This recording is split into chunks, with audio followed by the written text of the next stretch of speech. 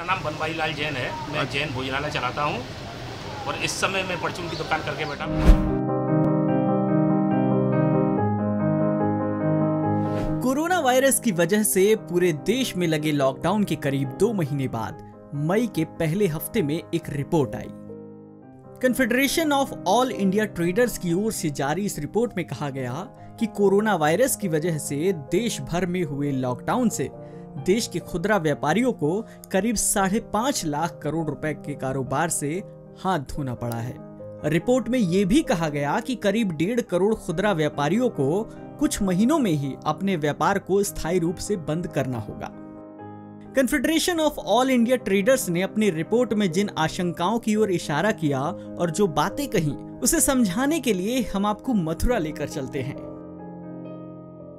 कृष्ण जन्मभूमि मंदिर के सामने का यह इलाका मथुरा में सबसे खास है। लॉकडाउन से पहले यहाँ पर हर दिन करोड़ों रुपए का व्यापार होता था।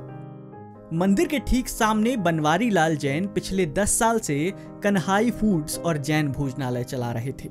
यहाँ एक साथ 40 से 50 लोगों के बैठकर खाने की व्यवस्था थी और करीब इतने ही यहाँ पर स्टाफ मेंबर थे। लेकिन लॉकडाउन ने सब कुछ बदल दिया।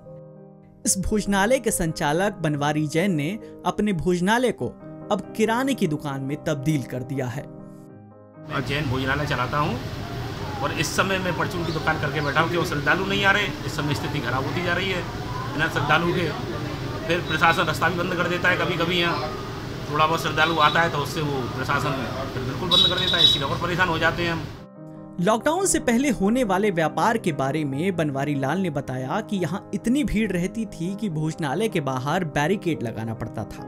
चलता था तो यहाँ फुर्सत नहीं मिलती थी इतना, यहाँ हमको बैरियर लगाना पड़ता था ग्राहक के लिए। और आज ये स्थिति है, ग्राहक को बुलाना पड़ता है, कि ग्राहक को बुलाना पड़ता है हमें। जब हमने उनसे सरकार से मिलने वाली आर्थिक मदद के बारे में पूछा तो बोले सरकार केवल बोल रही है, उसे भी पता है कि देना कुछ नहीं है और हमें भी पता है कि उनसे कुछ मिलने वाला नहीं है, इसलिए हमने कभी सरकार से उम्मीद ही नहीं लगाई।